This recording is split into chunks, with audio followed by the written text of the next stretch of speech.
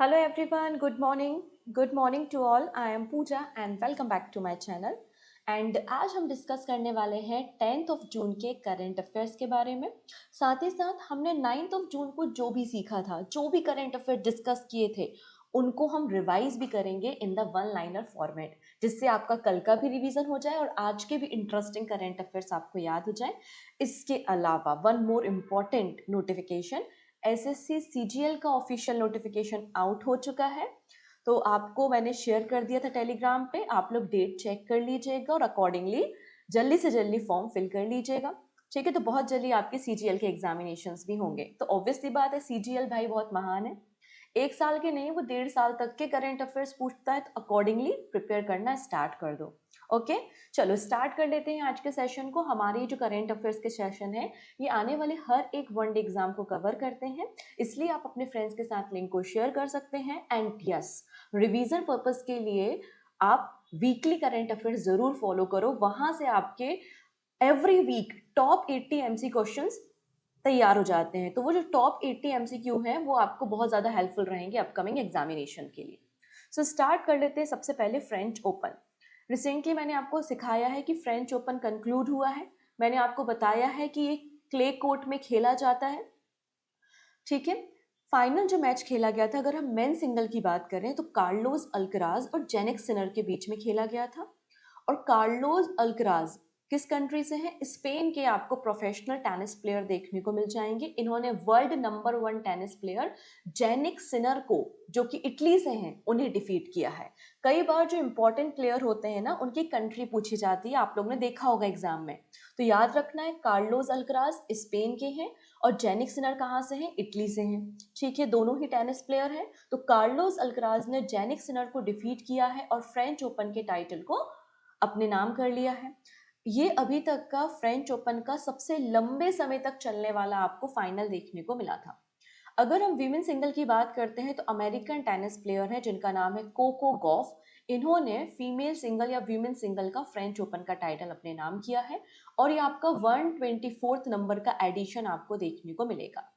अब यहाँ पे कुछ एक्स्ट्रा इन्फॉर्मेशन आपके साथ शेयर की गई है कि अभी तक सबसे ज्यादा बार फ्रेंच ओपन किसने जीता है। तो 14 बार, सबसे ज्यादा बार फ्रेंच ओपन का टाइटल राफेल नडाल ने जीता है, जो कि स्पेन से हैं। वहीं वीमेन सिंगल में आप देखेंगे क्रिस इवर्ट ने जीता है, जो कि यूएसए की है, 7 टाइम इस टाइटल को अपने नाम किया है।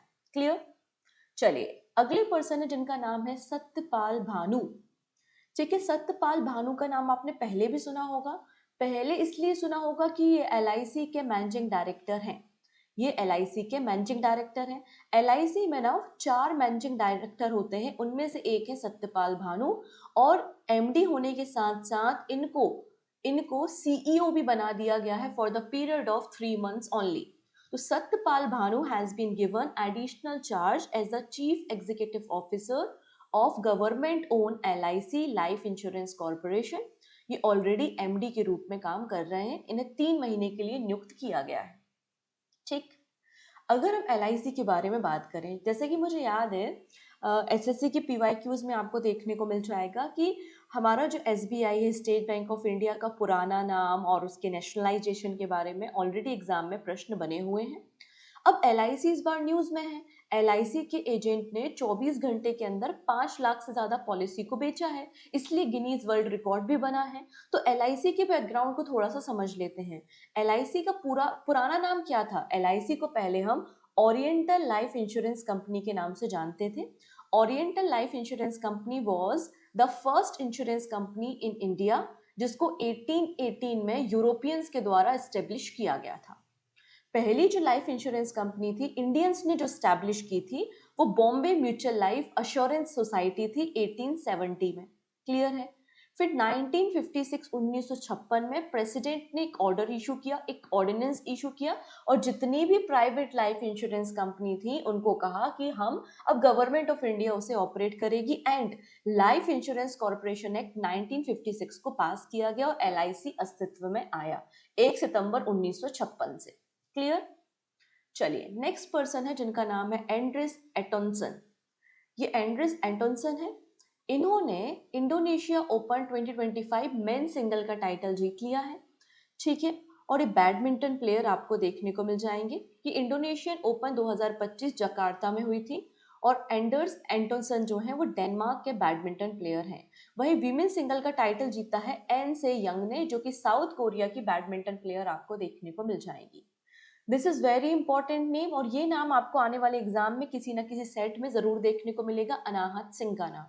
अनाहत सिंह हमारे देश की प्रोफेशनल स्कॉच प्लेयर हैं।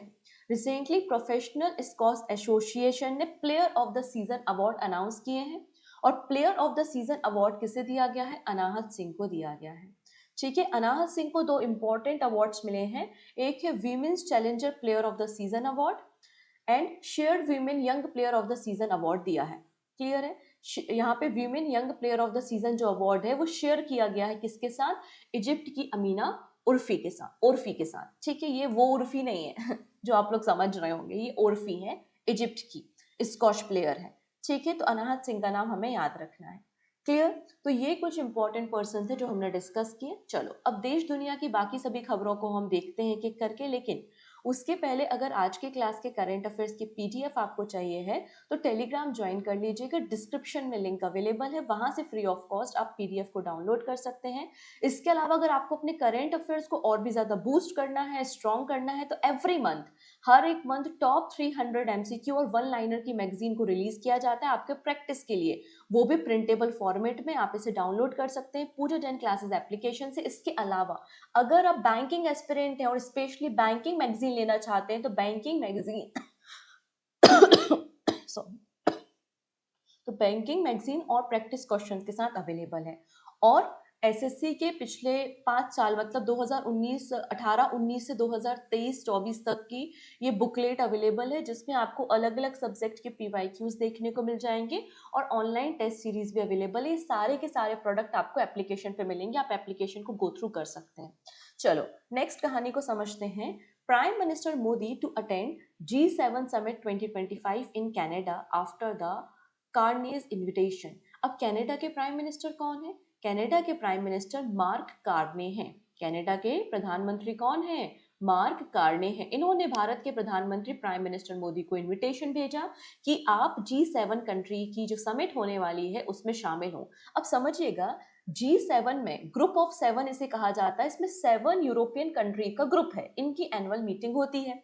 लेकिन ये जो G7 कंट्री है अलग अलग देशों को भी इनवाइट करती है इंटरनेशनल इश्यूज को रिजॉल्व करने के लिए। तो इस सेशन को हम आउटरीच सेशन कहते हैं। क्या कहते हैं? Outreach session. अगर आपने कभी शब्द सुन लिया कि G7 का आउटरीच सेशन है, इसका मतलब G7 कंट्रीज के अलावा अलग अलग देशों को भी इंटरनेशनल इश्यूज को सॉल्व करने के लिए इनवाइट किया गया है। तो इसी आउटरीच सेशन में इनवाइट किया गया है प्राइम मिनिस्टर मोदी को अटेंड करने के लिए। क्लियर हुआ? और ये 51st नंबर का ग्रुप ऑफ 7 समिट आपको देखने को मिल जाएगा कनाडा में। ये पहली बार नहीं है, ये 6th टाइम है जब G7 समिट में भारत को इनवाइट किया है। इसके पहले 2019, 21, 22, 23, 24 में भी भारत को इनवाइट किया जा चुका है। क्लियर है इतनी चीजें? चलिए अब बात करते हैं, अभी तक केवल G7 का जो आउटरीच सेशन है इसमें 3 प्राइम मिनिस्टर्स ने पार्टिसिपेट किया है। पहले थे अटल बिहारी वाजपेयी जी, दूसरे डॉक्टर मनमोहन सिंह जी और तीसरे नंबर पे नरेंद्र मोदी जी। अटल बिहारी वाजपेयी जी ने 2003 में अटेंड किया था मीटिंग को, और अभी नरेंद्र मोदी जी 2019, 21, 22, 23, 24 और 25 में मीटिंग को अटेंड कर रहे हैं। G7 ग्रुप जो है वो एक इनफॉर्मल ग्रुप है जो वर्ल्ड की 7 मोस्ट इंडस्ट्रियलाइज्ड डेमोक्रेटिक कंट्रीज का ग्रुप है। G7 ग्रुप का फॉर्मेशन 1975 में फ्रांस में किया गया था। ओरिजिनली ये G6 थे, बाद में 1976 में कनाडा ने इसे ज्वाइन किया और ये G7 हो गए। बाद में 1997 में G8 हो गए, रशिया ने ज्वाइन किया, लेकिन जब रशिया ने यूक्रेन पे रशिया ने जब क्रीमिया को एनेक्स किया तो इनको G7 ग्रुप से बाहर कर दिया। तो अभी G7 कंट्रीज आपको देखने को मिल जाएंगी। तो G7 में आपको Canada, France, Italy, Germany, Japan, UK और यूएसए देखने को मिलेंगे। क्लियर है? चलिए अगले पर्सन के बारे में बात करेंगे जो है हमारे लॉ मिनिस्टर, जिनका नाम है किरण रिजिजू। आप लोगों को मैंने उम्मीद पोर्टल के बारे में या उम्मीद बिल के बारे में बताया था, जो कि वक्फ बोर्ड से संबंधित है। मैंने बताया था कि हमारे देश के जो वक्फ कानून है उसमें हमने अमेंडमेंट किया है, याद है? हम लोगों ने डिटेल में डिस्कशन किया था और उसी बिल का नाम क्या रखा गया है? उम्मीद बिल। तो उम्मीद पोर्टल को लॉन्च किया गया है रिसेंटली वक्फ प्रॉपर्टी को रिफॉर्म करने के लिए, उसके मैनेजमेंट को रिफॉर्म करने के लिए अक्रॉस इंडिया। तो Kiran Rijiju launches Umeed central portal to digitise and reform Waqf property management across India. Umeed central port जो है इसका पूरा नाम है unified Waqf management empowerment efficiency and development act, 1995 का एक्ट है। ठीक है, ये इसके अंदर एक सेंट्रलाइज डिजिटल प्लेटफॉर्म तैयार किया गया है जिसमें रियल टाइम में वक्फ प्रॉपर्टी को अपलोड किया जाएगा, उसे वेरीफाई किया जाएगा और उसे मॉनिटर किया जाएगा। ठीक है, जिससे एक ट्रांसपेरेंसी आएगी, जो भी कॉमन मुस्लिम पर्सन है, जो भी बच्चे हैं, जो भी महिलाएं हैं, उन्हें इसका फायदा आपको देखने को मिलेगा। उम्मीद सेंट्रल पोर्टल को डेवलप करने का काम मिनिस्ट्री ऑफ माइनॉरिटी अफेयर्स ने किया है और यहाँ पर किरण रिजिजू ने इसे लॉन्च करने का काम किया है। चलिए नेक्स्ट बात करते हैं CRS रिपोर्ट के बारे में। CRS का मतलब है सिविल रजिस्ट्रेशन सिस्टम। ठीक है, सिविल रजिस्ट्रेशन सिस्टम रिपोर्ट 2022 की रिपोर्ट पब्लिश की गई है। ये रिपोर्ट बताती है कि हमारे देश में सेक्स रेशियो कितना है, मतलब 1000 बॉयज के जन्म होने पर कितनी महिला या कितनी गर्ल चाइल्ड का जन्म होता है, 1000 बच्चों के जन्म होने पर या 1000 बॉयज के जन्म होने पर कितनी गर्ल्स का जन्म होता है, ये आपका सेक्स रेशियो कहलाता है। इस CRS डेटा में बताया गया कि जो सेक्स रेशियो है बिहार राज्य का वो डिक्लाइन हुआ है, वो घटता जा रहा है। आप देख सकते हैं 891, ओनली 891 सेक्स रेशियो आपको बिहार का देखने को मिल जाएगा पर 1000 बॉयज इन 2022।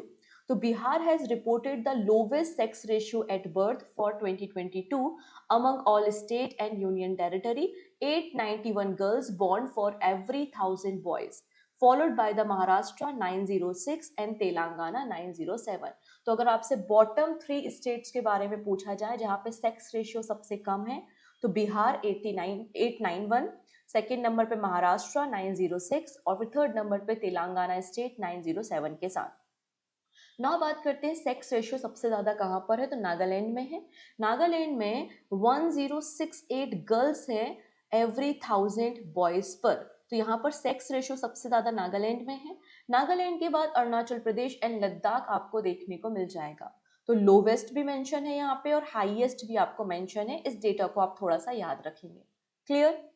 चलिए नाउ बात करते हैं RBI raise gold loan LTV ratio to 85%। तो सबसे पहले what is the LTV? LTV का मतलब है लोन टू वैल्यू रेशियो।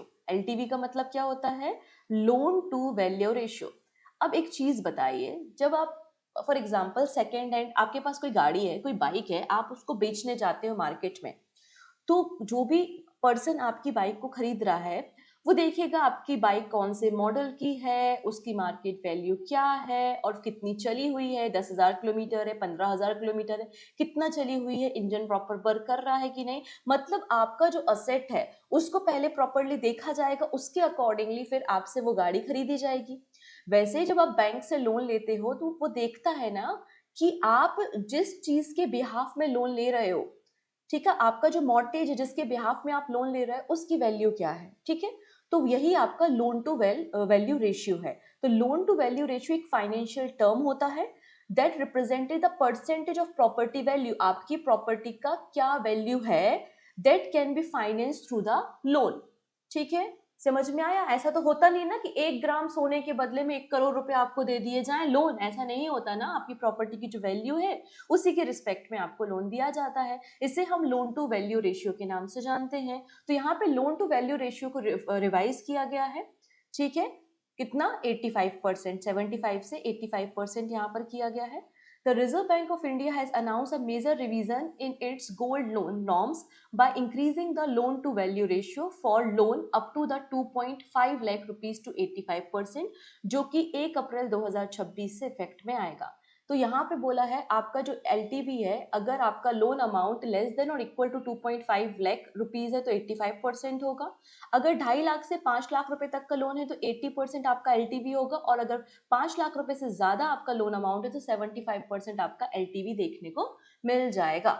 ठीक है, मतलब आपकी जो वैल्यू है उसका 75%, आपका जो असेट की वैल्यू है उसकी 75% तक आपको लोन मिलेगा अगर आप 5 लाख रुपए से ज्यादा का लोन ले रहे हैं, सिंपल शब्दों में।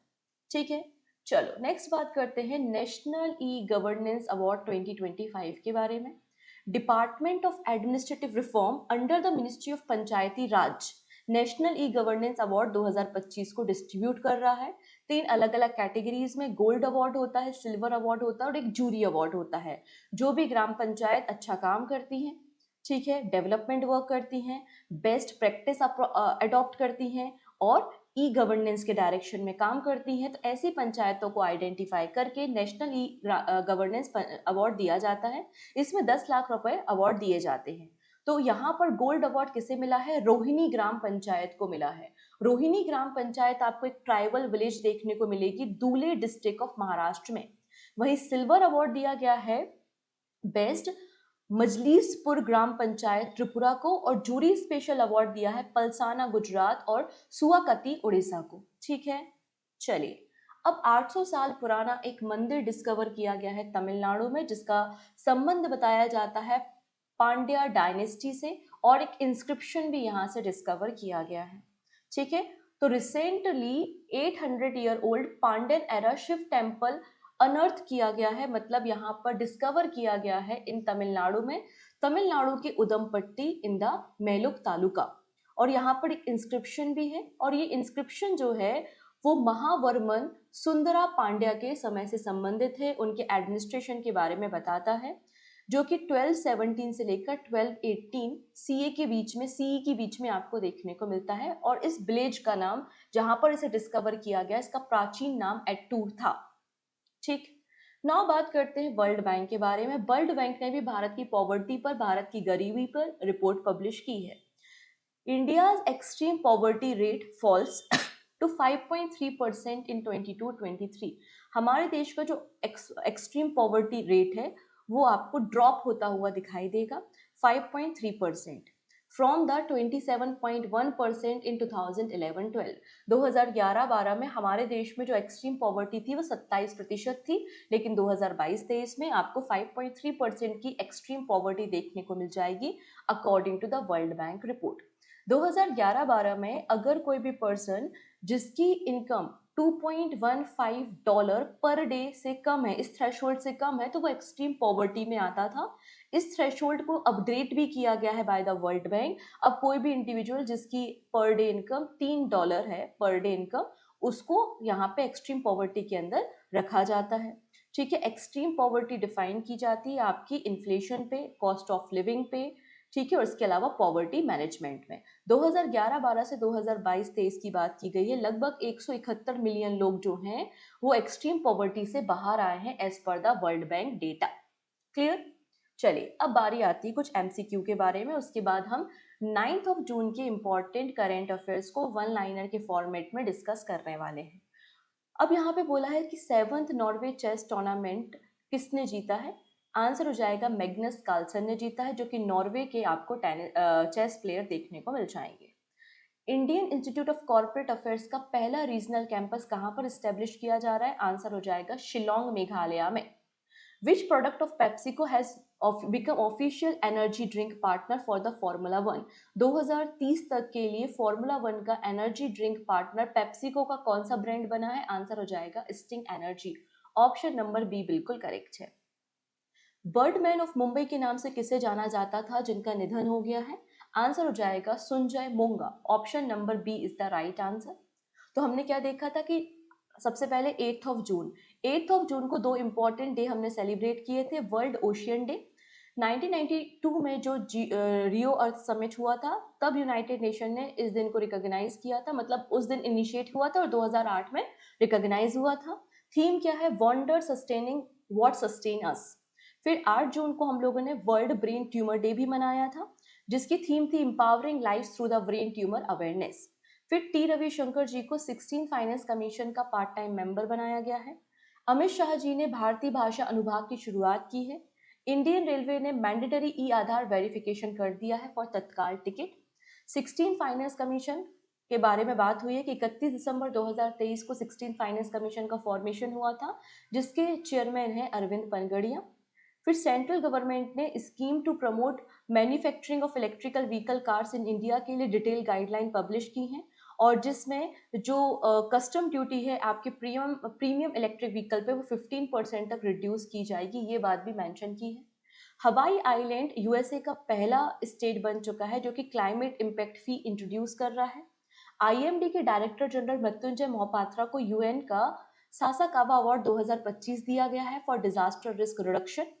डेविड बेकहैम जो कि आपको इंग्लैंड के फुटबॉलर देखने को मिल जाएंगे, इन्हें नाइटहुड का टाइटल दिया जाएगा by the Kings Charles third उनके बर्थडे पर। फिर 2025 के फ्रेंच ओपन को कंक्लूड किया गया है। विमेन सिंगल का टाइटल कोको गॉफ ने जीता है जो कि यूएसए की है, और इन्होंने अरियाना सबलेंका को डिफीट किया है जो कि बेलारूस की है। फिर नॉर्वे चेस 2025 का टाइटल मैग्नस कार्लसन ने जीता है मेन सिंगल का, और एना मुजुचुक जो कि यूक्रेन से है, इन्होंने वीमेन सिंगल का टाइटल जीता है। आईआईसीए का पहला रीजनल कैंपस आपको शिलोंग में देखने को मिल जाएगा। डसॉल्ट एविएशन और टाटा एडवांस मिलके राफेल फाइटर जेट फ्यूलेज ओपन की मैन्युफैक्चरिंग स्टार्ट करेंगे भारत में, हैदराबाद में। पेप्सिको जो है वो पार्टनर बन चुका है फॉर्मूला 1 रेसिंग के लिए 2030 तक। ठीक है, डोरिटोज जो है वो स्नैक पार्टनर है, और स्टिंग जो है वो एनर्जी ड्रिंक पार्टनर आपको देखने को मिल जाएगा। ठीक है, this is your question of the day जिसका आंसर आप लोग मुझे कमेंट सेक्शन में बताएंगे। बाकी सारी बातें आने वाले वीडियो में हम डिस्कस करेंगे, तो थैंक यू सो मच। मिलते हैं नेक्स्ट वीडियो में कुछ नए अपडेटेड करेंट अफेयर्स के साथ। Take care and bye bye.